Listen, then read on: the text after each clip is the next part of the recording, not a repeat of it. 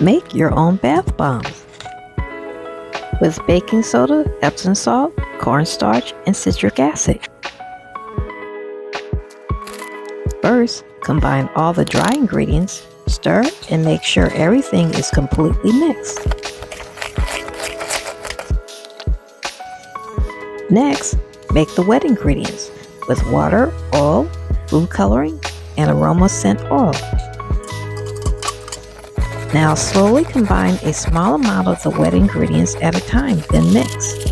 Repeat process until the mixture is the color you want and is sticking together. Take the bath bomb mixture and press into bath bomb molds. Let it set for 24 hours.